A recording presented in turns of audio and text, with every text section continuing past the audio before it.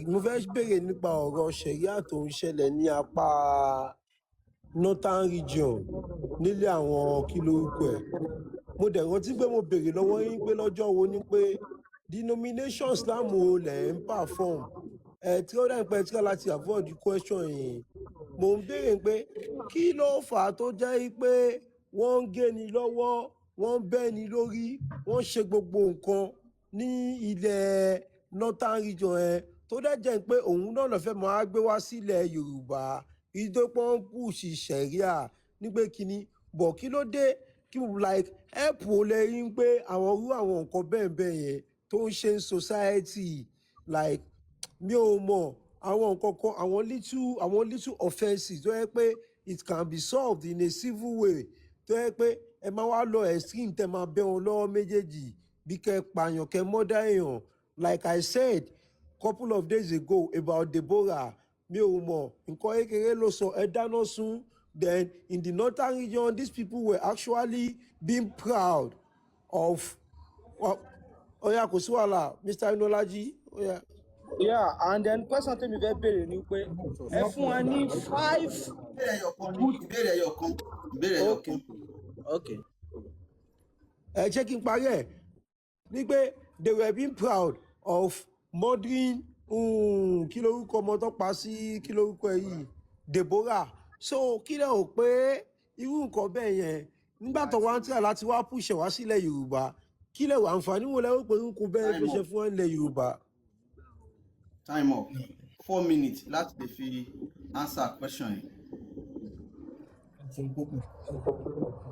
ṣé yìí tó ń pè ṣẹ̀ríà òun ni òfin ṣẹ̀ríà means law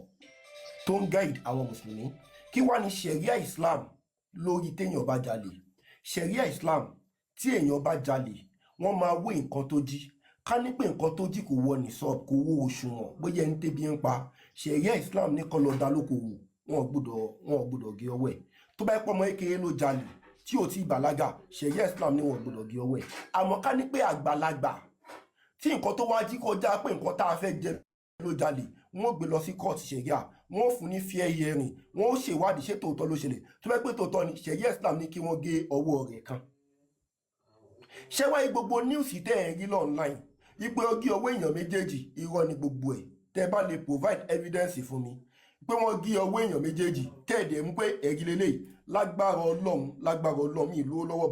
mọ̀ pé lówó ní máa ṣe giveaway fáwọn èèyàn máa ṣe giveaway 500,000 fáwọn èèyàn bíbá ilé ni àwọn ẹlẹ́bọ nìkan dẹ̀ ní máa fún ní giveaway yẹn wípé wọ́n wá fi ṣẹ̀ríà Islam gé ọwọ́ èèyàn méjèèjì lẹ́ẹ̀kan náà máa fún yín bọ́ṣẹ́ ẹ̀ ti gbàgbé ni nígbà tẹ́ bá ní problem pẹ̀lú ṣẹ̀ríà Islam tó ní pé kó gé ọwọ́ olè nílẹ̀ Yorùbá wọ́n máa ń dìídì dáná sun olè ni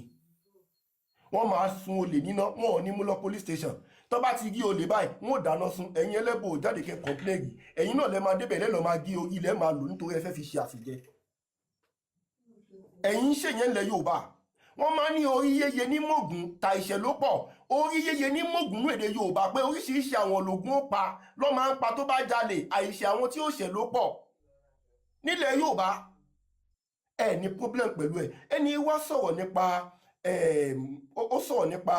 arábìnrin tó ń pè ní Deborah lẹ́ẹ̀kan sí mo condemn bọ́yẹ pa Deborah nǹkan tí ò dá ni ṣe rí Deborah Samuel wọn ò gbé lọ ṣẹ̀ríà court nǹkan tó ṣẹlẹ̀ ló ń pè ní jungle justice ní pé ọ̀pọ̀lọpọ̀ àwọn èèyàn wọ́n bẹ̀rẹ̀ sí máa mú ìdájọ́ wá lọ́wọ́ ara wọn kò ṣe pọ̀ gbé lọ court ṣẹ̀ríà dàbí ilé ẹjọ́ táwọn èèyàn ó ti rojọ́ tóun náà máa ní fair hearing pé nǹkan báyìí ni o sórí pé o jẹ àbó ìṣètàlẹ́lẹ́rìí ẹ̀ tó máa ṣe àwọn eléyìí pa ìjọ́lẹ̀ kan náà ìṣìwà burúkú lọ ṣe wọ́n dẹ̀ mú gbogbo wọn lọ ilé ẹjọ́ tó mú kó sí ilé ẹjọ́ ṣẹ̀ríà àwọn òbí ọmọ ẹ lọ́pàá sọ pé àwọn ò ṣẹjọ́ mọ́ ká ní pé ilé ẹjọ́ ṣẹ̀ríà ni wọ́n máa nídìí lọ́ọ̀yà tó máa sáìn pé ẹ lọ pa kò sí yẹn oríṣiríṣi irú ẹ̀ wá ń ṣẹlẹ̀ káàkiri ayé wọ́n pa àwọn èèyàn kílẹ̀tẹ̀ condemn wọ́n sì pe èèyàn ní kòpẹ́kòpẹ́ ìtọ́pa Fúlàní kan àti ọmọ ẹ̀ tó jẹ́ pé mìíràn ti àlà tó yẹ pé ń lọ wọ́n dẹ̀ dáná sun ẹ̀ condemn òun ló fà tó yẹ pé ṣẹ́rí ẹbọ kì í jẹ́ kó rí èèyàn pé èèyàn ò ní wà just kò ní wà balance Sharia Islam is the perfect law all over the world ẹ mú olè kò ní kẹpa ó ní kẹgí ọwọ́ ẹ̀ ní Sharia Islam ò dẹ̀ ní kẹ dáná sun èèyàn ẹni tó máa ní problem pẹ̀lú pé wọ́n gé ọwọ́ ẹ olè tó mú pé ó jí nǹkan tó lè pa àwọn èèyàn lára àfi kó jẹ́ pé ẹnìyẹn náà ká fura sí bóyá òun náà ń jalè díẹ̀díẹ̀ àbí kó jẹ́ pé olè wà níran wọn èmi ò kí ń ṣolè ń sìn tó bá rí olè kọ́gi ọwọ́ ẹ̀ kò sí problem so that yóò lè gba sátífíkẹ́ẹ̀tì kò ní jalè mọ́ èmi wà ẹ wá ní no ẹja foríjì rárá tẹ bá foríjì ẹlòmíì ò tún jalè tẹ bá foríjì ẹlòmíì ò tún jalè òun ló fà tẹ fi rí ọ̀pọ̀lọpọ̀ ìbàjẹ́ tó pọ̀ àmọ́ tó bá ti mọ̀ kó máa gé ọwọ́ òun ẹ máa gbé kò dédé bẹ́ẹ̀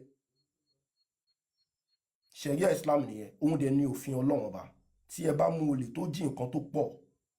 ìdájọ́ Ọlọ́run ní pé kó gé ọwọ́ ẹ̀ assalamu alaikum.